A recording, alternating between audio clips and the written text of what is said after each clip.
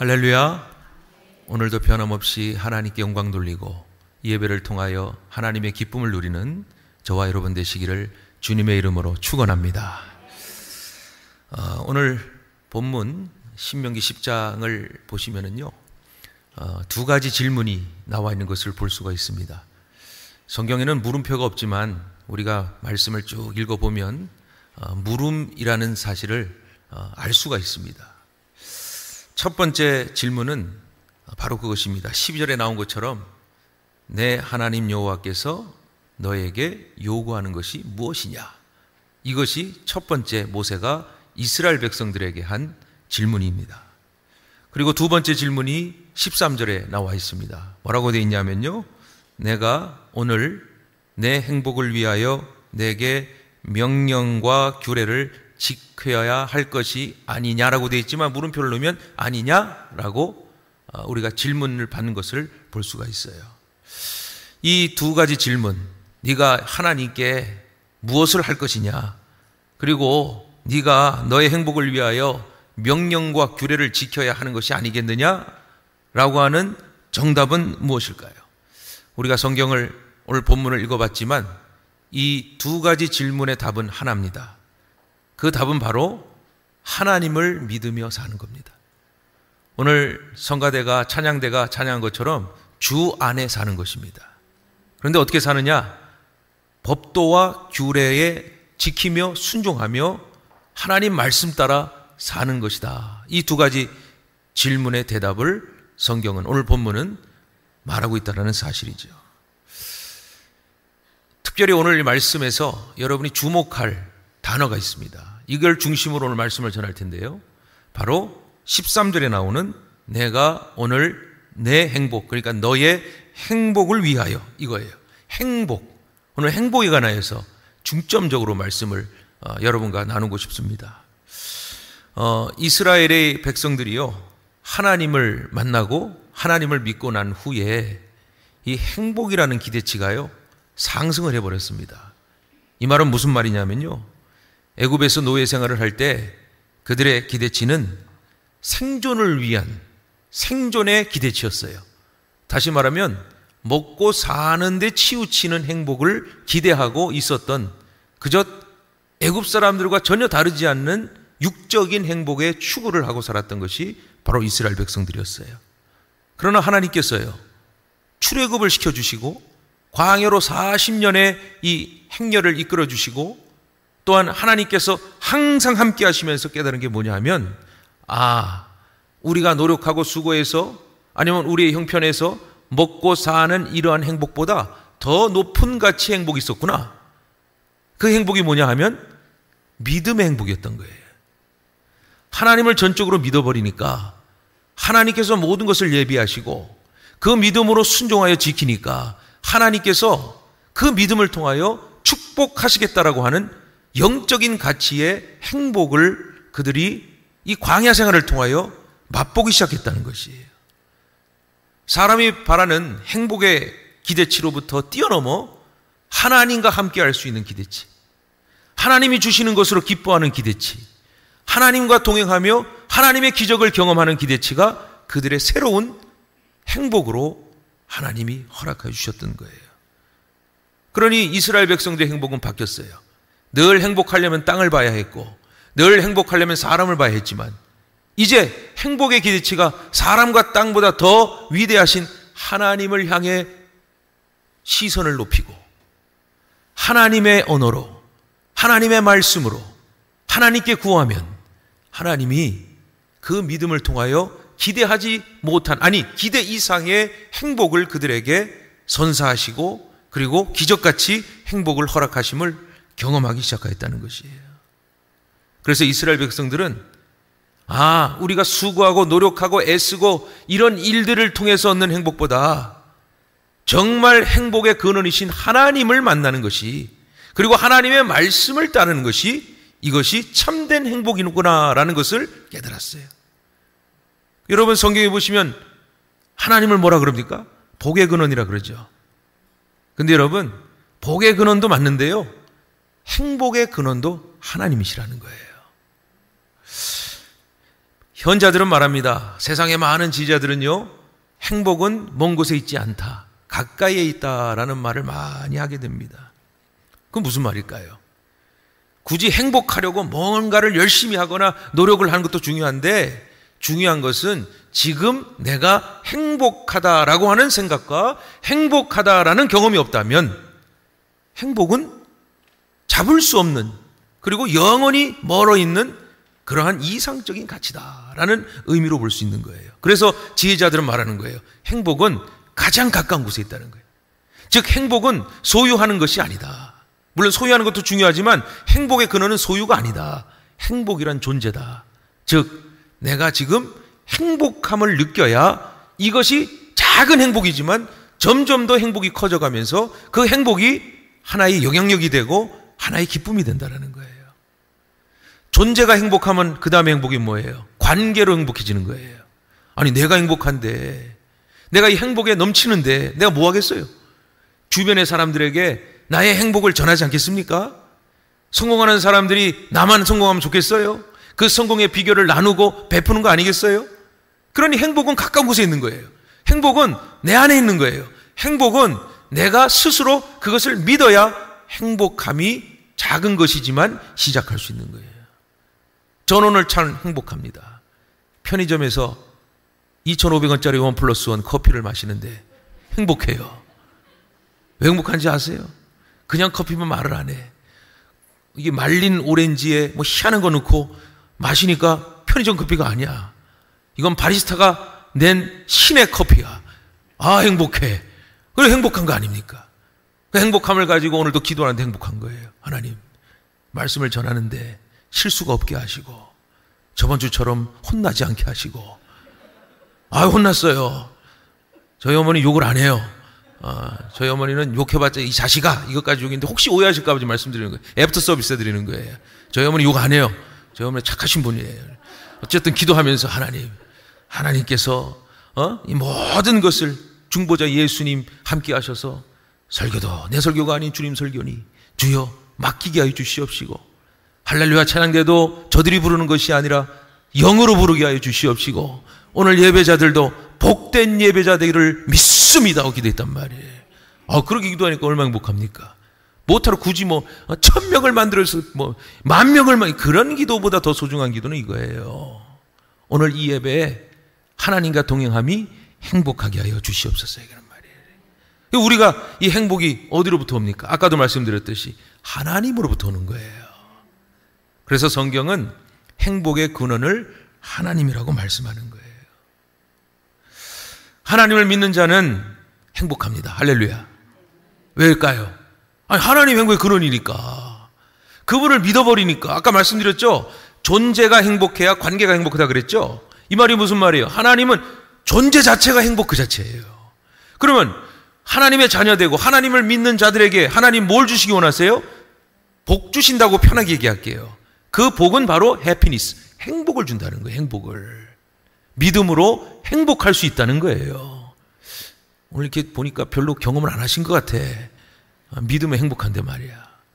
편의점 커피 행복하잖아요. 행복하다. 그리고 우리 그 카페에서 권사님 해주는 커피, 그것도 행복 그 자체. 우리 권사님 마음에 들어가니까 원두도 좋아, 물도 잘 내려. 얼마나 행복한지 몰라요. 왜 행복해요? 그게 행복한 거예요? 내가 권사님 사랑하고 편의점 사랑하니까 행복한 거란 말이에요.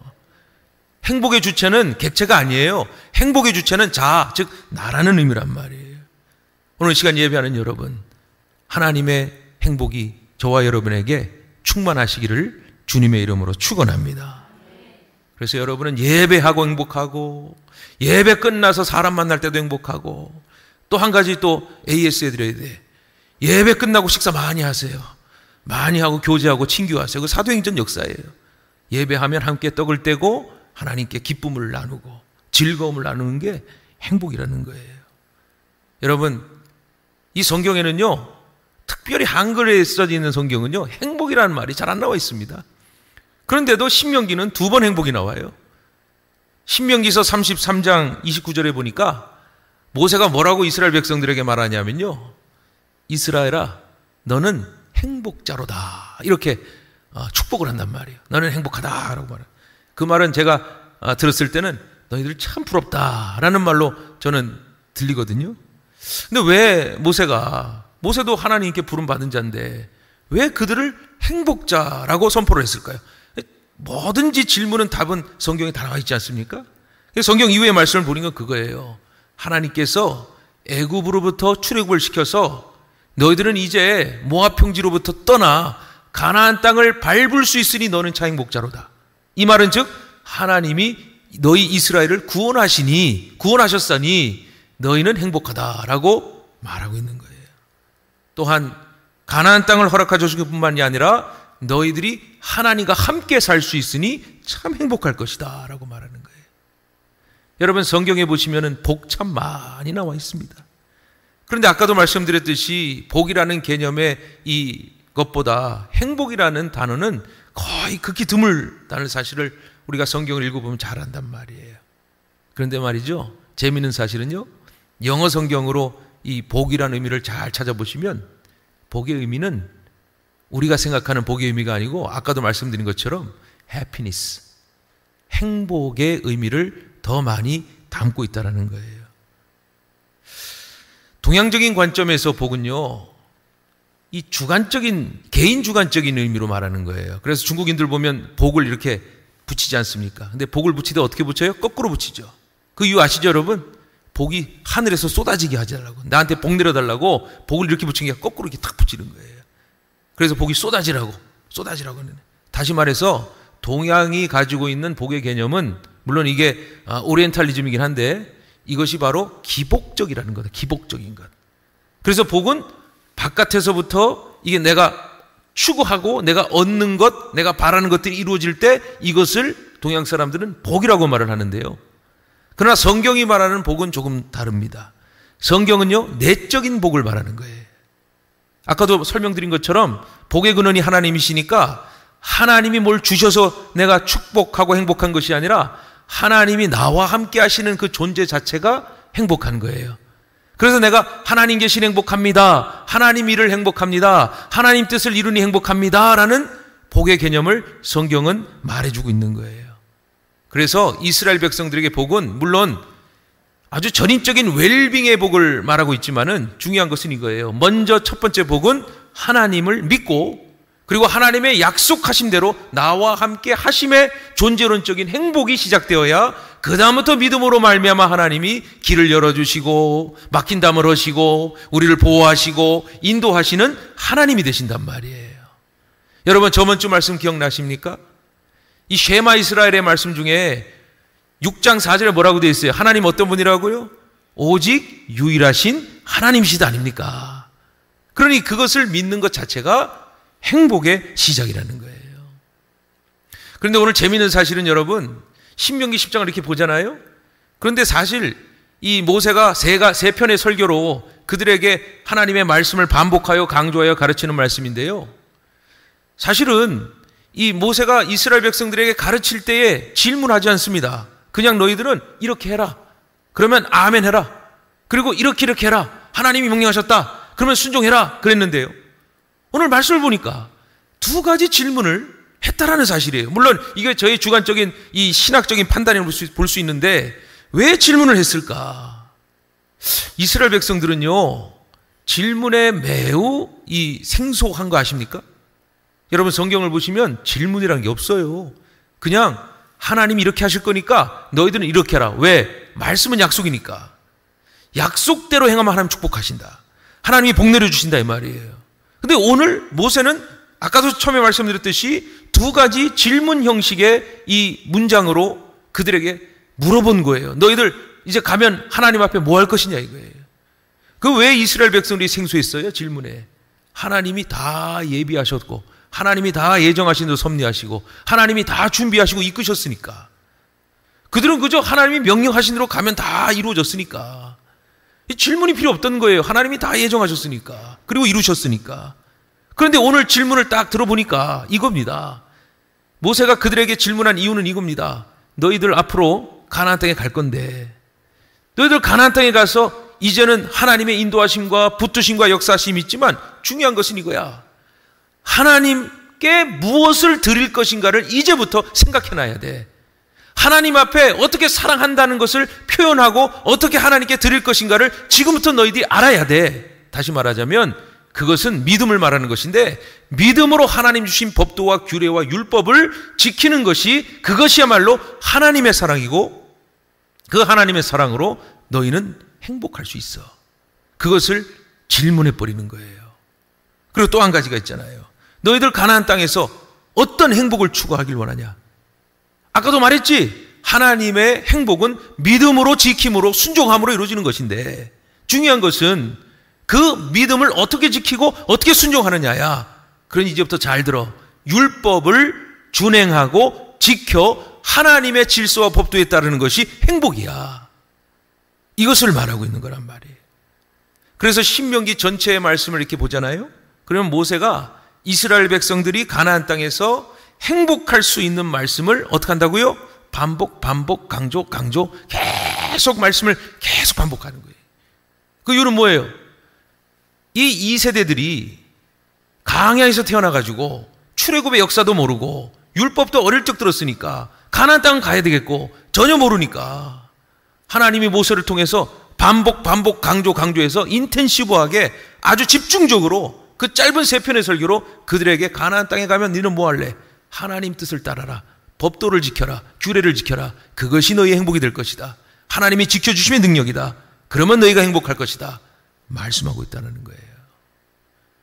그러니 여러분, 오늘 말씀해 보면 하나님을 사랑하는 것은 먼저 우리에게는 믿음이 비롯돼야 되고요. 그 믿음을 통하여 하나님의 말씀을 지켜 행하는 것이 믿는 자들에게는 하나님이 행복이 되고, 그 행복 대신 하나님께서 우리를 복되게 인도하여 주심을 믿으시기를 축원합니다. 여러분, 그냥 뭉뚱그려서 모세는 그렇게 말하지 않아요. 오늘 우리가 함께 읽은 말씀 속에 이렇게 하면 하나님이 복 주신다라고 아주 구체적으로 명시하는 말씀이 기록되어 있는데요. 그 말씀이 바로 본문 18절부터 20절까지의 말씀. 이 말씀만 봐도 하나님 사랑을 어떻게 해야 되느냐, 하나님을 통해 행복한 사람은 어떻게 행복을 누려야 되는가를 기록하고 있습니다. 다음과 같이 기록이 되어 있습니다.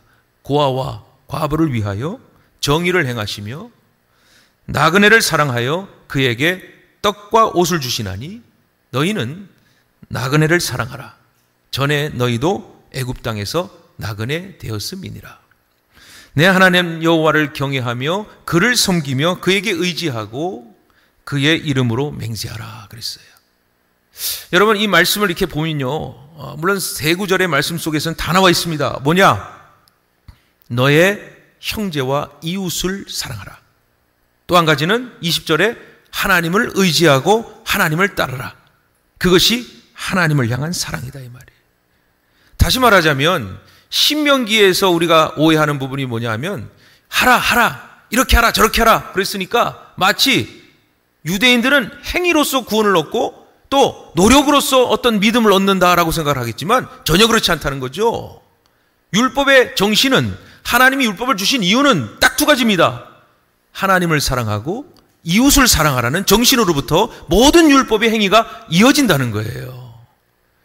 행위로 해서 사랑하는 것이 아니고, 아까도 말씀드렸죠, 하나님 주신 율법을 내가 믿고 그분을 사랑하니까 하는 거예요. 내가 이것을 해서 복을 받기 위한 어떤 행위가 아니라 이 믿음으로 하나님이 나에게 주신 말씀은 하나님에 대한 절대적인 신뢰요, 내가 하나님을 사랑하니 하나님의 일을 당연히 해야 된다라고 믿음으로 수행하면 하나님이 우리에게 복의 근원이 되시고 우리의 삶에 약속대로 축복으로 행복하게 하여 주시겠다는 사실이에요.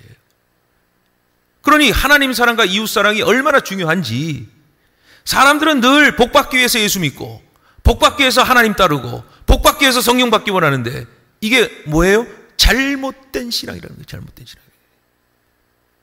왜 말씀이 있습니까? 말씀은 내 복 받으라 하는 게 아니에요. 하나님이 어떤 분인가를 알기 위하여 말씀이 주어진 것이고, 내가 하나님을 신뢰하기 위하여 하나님이 나에게 증명하신 것이고, 이 증명을 믿음으로 살기 위하여 이끌어 주시기 위해서 하나님이 우리에게 이 66권의 말씀을 허락하셨다는 거예요.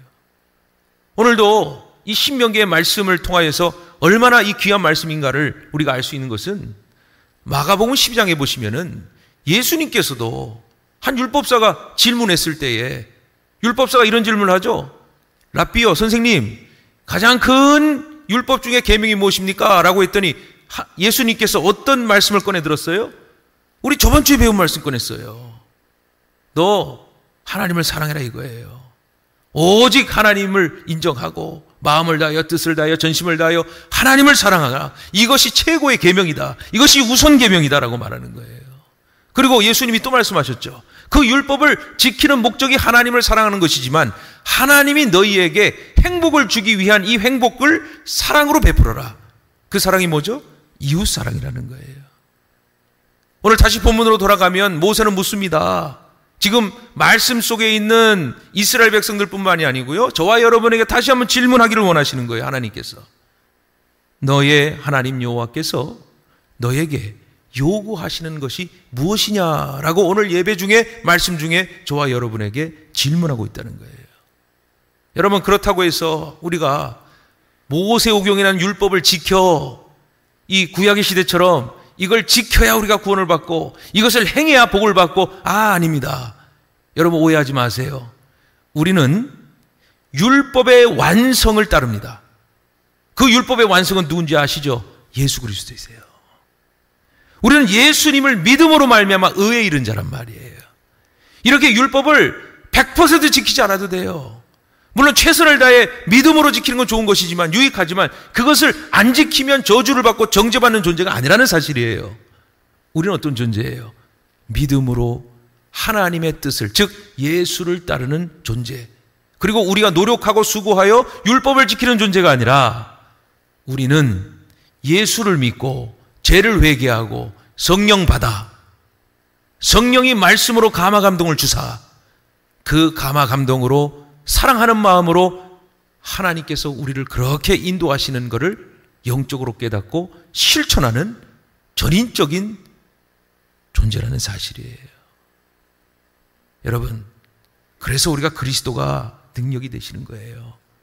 그리스도가 우리의 힘이 되시는 거예요. 여러분, 예수님을 뭐라고 말하죠? 임마누엘이라고 말하지 않습니까? 임마누엘이 무슨 의미예요? 구약에서는 메시아란 말이. 구약에 메시아가 오셨어요? 아직 오시지 않았어요. 여전히 메시아 오기를 기다리고 있습니다, 유대교는. 근데 우린 믿습니다. 이미 하나님의 아들 되신 예수님께서 메시아, 즉 임마누엘로 오셨다 이 말이에요. 그러면 여러분, 메시아는 무슨 의미를 갖고 있나요? 구약에 예수님에 대한 이 메시아는 어떤 예언들이 나와 있나요? 메시아는 세 가지 의미를 가지고 있어요. 구원자, 우리의 영혼을 구원하시고 우리의 생명을 구원하신 자. 두 번째, 치료자, 우리를 치료하시는 분이세요. 세 번째, 위로자, 우리를 위로하시는 분이세요. 예수님의 오신 목적은 이 세 가지예요. 메시아로 오신 목적은 이 세 가지예요. 다시 한번 말씀드립니다. 구원자, 치료자, 위로자. 그래서 우리는 행복한 거예요. 구원이 사람의 힘으로 가능한가요? 치유하시는 하나님 앞에 우리가 병원에 가든 약을 먹든 누구를 만나든 그래요, 완치가 됩니까? 예수님 말씀 속에서 믿음으로 낫는다 말씀하셨어요. 믿음이 낫게 한다 그랬단 말이에요. 누가 우리를 위로합니까? 누가 우리 마음을 알아줍니까? 우리가 아무리 사람을 만나고 커피를 마시고 수다를 떨고 아무리 내 얘기를 한들 결국 그것은 무기가 되어 나한테 돌아올 뿐이요. 나를 진정으로 위로하시는 분은 바로 예수 그리스도 한 분이라는 사실이에요. 저는 어제 이 집사람하고 약간의 이 다툼이 있었어요. 여러분도 경험하시는 것 같은데 날씨가 더워지면 말이죠. 저는 열이 많아서 참을 수가 없어요. 그래서 제가 땅바닥에다 자버렸어요. 그냥 덥다고. 추울 때 이제 다시 이 침대로 갔는데 우리 집사람이 이 침대 이 볼을 다 치워버린 거예요. 그래서 왜 치웠냐 했더니 당신은 땅바닥에 살아. 난 침대 살게. 그러는 거예요. 야, 더워서 그래서 그런 거예요. 그랬더니, 그럴 필요 없어요. 내 침대요, 내 침대. 당신은 땅바닥 침대, 나는 침대. 그 몰래 들어가니까 발로 내동댕 치진 않더라고. 봐주긴 봐주더라고. 그럼 내 옆에 있는 사랑하는 사람도 내 체온을 몰라. 내 더운 내 마음을 몰라줘. 그러니 갱년기가 찾아오지. 그러니 권태기가 찾아오는 거야. 그거 어디서 해결해요? 새벽에 기도하는 거예요, 하나님. 내 마음은 주님밖에 몰라. 난 주님만 사랑할 거야. 기도한단 말이에요. 다시 말해서 물론 사람이 위로도 해주고 사람이 칭찬도 해주지만 중요한 것은 뭐죠? 진정한 내 영혼의 모든 것을 아시는 분은 바로 예수 그리스도. 주께서 우리를 위로하시고 우리에게 평안을 주는 거 아니겠습니까? 그래서 예수 믿으면 행복한 거예요. 급하면 예수님 찾으세요. 배 아파도 예수님 찾으세요. 우리 권사님 하시는 말씀이, 우리 권사님 저쪽에 권사님께서 이 남편이 예수를 안 믿습니다. 근데 이제 크게 다치셔가지고 세례를 받고 집사 직분을 받긴 했어도 아직 믿음의 확신이 덜 되시니까 제가 말씀을 이제 선포하고 월요일날 식사를 하는데 그리고 이제 얘기를 하는 거예요. 너는 도대체가 우리가 굳이 이스라엘 역사를 알 필요가 있냐? 한국사도 잘 모르는데? 이런 말씀 하셨다는 거예요. 내가 왜 이스라엘 역사를 알아야 돼? 난 한국사도 몰라. 근데 왜 성경의 이스라엘 역사를 내가 배워야 돼? 왜 법도와 율례를 배워야 되는 거야? 알 필요 없잖아. 그랬다는 거예요. 우리 권사님 기도하시면서 침묵하셨대요. 가만 봤대요. 그런데 그 다음날 갑자기 약을 이제 잘못 드셔가지고 부작용이 남편분이 생겨갖고 막 붉은 막 이런 것들이 나고 막 오한이 나고 막 이러지 그런 상황. 이 새벽에. 그럼 또 구급차를 불러야 되고 또 시간이 그렇잖아요. 권사님 뭐 하느냐? 여보, 내가 기도해 줄게 해가지고 우리 권사님 표현대로 난리 부르스를 쳤다는 거예요. 낫게 해주십시오. 낫게 해주십시오. 근데 믿음으로 낫다는 거예요. 할렐루야. 이거 간증이에요. 낫다는 거예요. 그 날 아플 때는 주여 믿습니다. 아멘 해놓고서는 다 낫고 나서는 야, 이거 뭐 내가 이거 성경 배워야 돼? 내가 말씀 배워야 돼. 그래서 권사님 하는 말이, 여보, 내가 어제 새벽에 뭐 했죠? 기도했지. 났어요? 안 났어요? 이렇게 갚아버리는 거예요. 믿는 사람의 특권이 바로 그겁니다. 믿으면 열립니다. 믿으면 뚫려요. 이게 우리의 믿음의 능력이라는 거예요. 여러분, 하나님 앞에서 행복하기를 원한다라고 하지 마세요. 하나님 앞에서 우린 이미 행복한 사람들이에요. 우리는 행복을 누리며 사는 자들이에요. 단 조건이 있어요. 예수님 내 안에 계시는지, 예수님 말씀과 가르침이 기쁜지 점검해 보세요. 그게 기쁘면요, 여러분 하나님이 행복하고 여러분도 행복한 성도임을 믿으시기를 축원합니다. 어느 목사님께서 설교 중에 예화가 아주 좋아서 제가 그냥 카피해서 설명을 좀 드릴게요. 어느 목사님께서 이제 굉장히 유명한 목사님이세요. 목사님이신데 이 목사님이 사례비 외에도 책을 써서 인쇄를 받고 그리고 또 강연 나가시면 이 외부 이제 초청한 사례를 받지 않습니까? 그걸 받으니까 점점 수입이 올라가시는 거예요. 계속 올라가는 거예요. 근데 그분이 그때부터 뭘 했냐면 이 11년 전부터 금전출납부를 우리 목사님께서 쓰시기 시작했다는 거예요. 왜냐하면 수입이 너무 많아졌기 때문에. 그러면서 이 자꾸 이제 그 돈을 소비를 하고 사용을 해보니까 이 목사님 마음속에 이렇게 해서는 안 되겠다라고 결정을 하셨다는 거예요. 그리고 하는 말이, 내가 하나님의 목을 먼저 덜고 그리고 내 가정을 위한 목을 덜고 그리고 나를 위한 목을 덜어야겠다. 그리고 나머지 거는 이웃을 위한 목을 덜어야겠다. 이렇게 결정을 하셔가지고 모든 것 하나님께 전체 수입 중에 8분의 1을 하나님께 드리고 또 이웃을 위해서 8분의 1을 드리고 그리고 둘을 합쳐서 4분의 1, 즉 25%를 떼가지고 하나님과 이웃을 위해서 딱 떼서 준비했다는 거예요. 뭐 그렇다고 해서 목사님 말씀은 내가 그렇다고 하나님을 사랑하고 이웃을 사랑하는 증거인 것은 아니다라고 말씀을 하시지만, 목사님도 어느 정도의 이 사례를 받고 강연에 수입을 받으니까 여유가 있으니까 내가 하나님 앞에 너무 여유를 부리면 안 되겠다, 교만해서는 안 되겠다, 늘 하나님께 드렸다는 거예요. 그리고 11년 전부터 계속 그런 연습을 해오니까 하나님 목 떼는 거, 이웃 목 떼는 거에 대해서 그렇게 부담을 느낄 수가 없다는 거예요. 그렇게 편하게 아주 자연스럽게 내기 시작하는 거예요. 내는 게 쉬워지니까 내는 실력도 점점 좋아지더래요. 그래서 이제 점점 나를 쓰기 위한 이 비용들을 다 나누어서 이제는 가족을 위해서 아니면 내가 필요한 것을 위해서 그렇게 나누는 것이 습관이 되고 나누는 것이 훈련이 됐다는 거예요. 그렇게 하다 보니까 마음속에 하나님이 이 내가 받는 것보다 주는 것을 더 하나님이 축복을 하시는 것을 깨닫고 내가 더 드려야겠다. 더 기쁨이 되어야겠다. 그래서 무엇을 하든지 우선순위를 뭐에 뒀냐면 하나님. 그 다음에 가정을 위해 두었다는 거예요.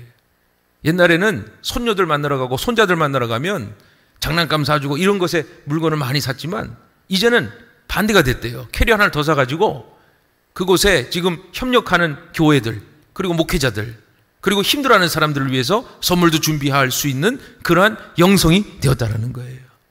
그리고 목사님 묻습니다. 여러분들은 이 세상에서 누구를 제일 사랑하십니까? 아내인입니까? 남편입니까? 아니면 자식입니까? 그리고 목사님 대답하시는 거예요. 나는 하나님 사랑합니다. 그 증거는 내가 계속 하나님께 드리고 있습니다. 하나님을 사랑하기에, 내 이웃을 사랑하기에 이것을 하나님께 기쁘게 드리고 있습니다. 왜? 그것이 예수님의 이 율법에 완성되신 예수님의 뜻이시니까 하나님을 사랑하고 이웃을 사랑하는 것 말이에요. 여러분 부산지법 부장검사 옛날 얘기긴 하지만 천종호 부장판사님이라는 분이 계시는데요. 이분 그리스도인입니다. 이 천종호 부장판사는 1997년 부산지법 판사로 인간해서 18년째 판사로 계속 하시는데요. 2010년 2월에 창원지법에 부임하셔서 소년재판을 시작해서 소년재판의 전담재판장으로 5년 동안 계시는데요. 근데 굉장히 이례적인 일이래요. 그냥 판사들은 소년재판을 1, 2년 하고 다시 부서로 옮기는 것인데 이 천종호 부장판사는 끝까지 이 일을 맡았다는 거예요. 사실 소년재판은 인기가 없다고 합니다. 소년재판을 하게 되고 퇴임하면은 정관예우조차도 바랄 수가 없는 바로 밑바닥의 이 재판이라는 사실이죠. 수입에도 아주 큰 영향을 주지 못한다고 합니다. 사실은 천종호 판사님이 이 자랄 때 굉장히 힘들게 어렵게 자라가지고 내가 이거를 가난을 겪고 내가 정말 잘 돼가지고 정말 떵떵거리게 살아야겠다 이 마음을 갖고 판사가 되셨다는 거예요.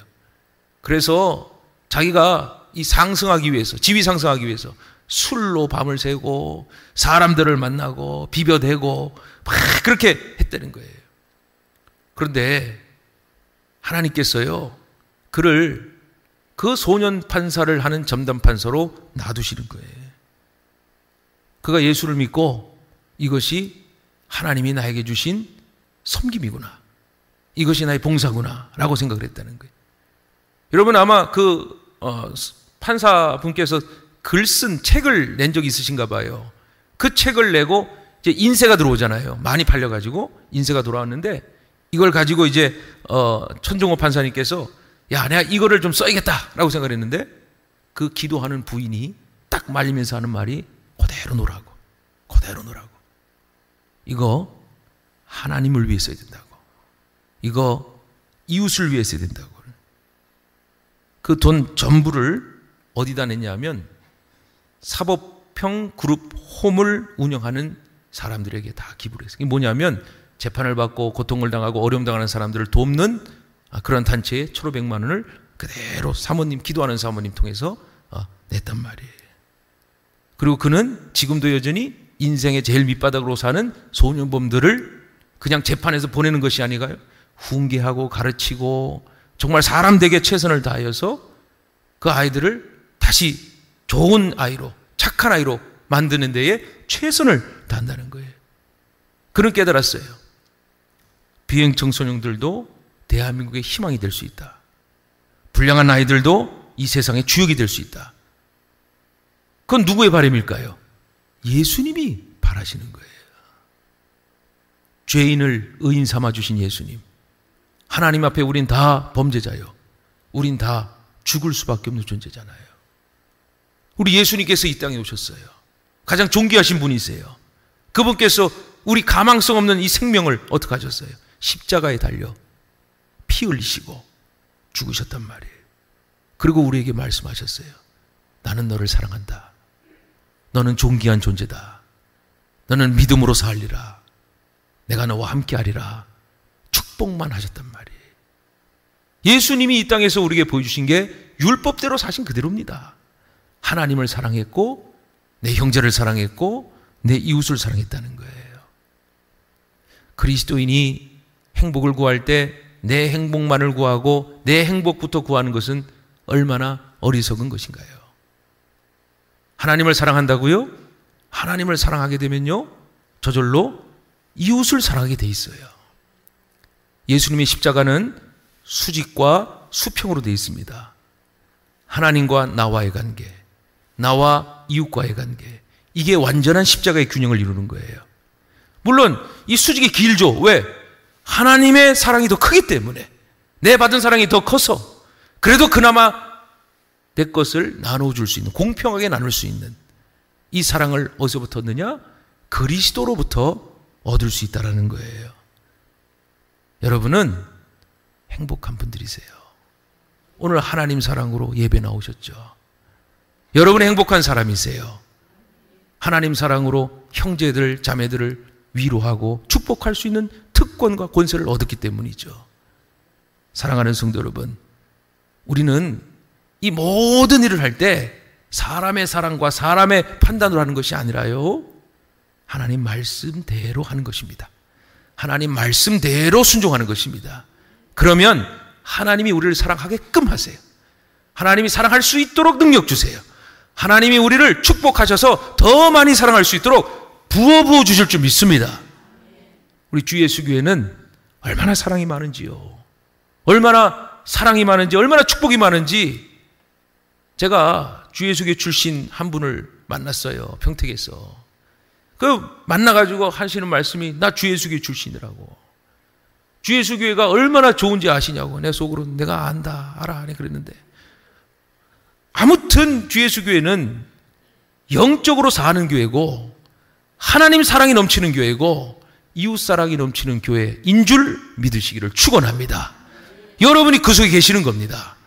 더 많은 사랑, 더 많은 나눔이 하나님께 영광이 되고, 하나님이 축복하셔서 여러분 이곳에 예배하는 이 순간도 행복할 줄 믿으시기를 축원합니다. 그래서 믿음으로 행복을 누리시고, 행복으로 사랑하시고, 하나님의 행복으로 기쁨을 나누는 오늘 이 시간 되시기를 주님의 이름으로 축원합니다. 기도하겠습니다. 하나님 감사합니다. 오늘도 이 시간 우리에게 말씀 주셨사오니 이 말씀을 잘 듣고 마음판에 새기고 하나님 사랑하는 마음 간절하니 하나님 기뻐 받아주시며, 우리가 하나님의 사랑의 증거로 내 형제와 이웃을 사랑하는 일에 애써 힘쓰어 나아가게 하여 주시옵소서. 늘 서로 사랑하게 하여 주시옵시고, 그 큰 사랑이 퍼지고 퍼져서 부천과 또 대한민국과 열방을 향해 사랑이 이어가기를, 그 사랑이 커지고 커져서 큰 열매 맺기를 주님께서 붙들어 주시고 역사하여 주시옵소서. 모든 것을 주께 의탁하오며 예수 그리스도의 이름으로 기도 올리옵나이다. 아멘.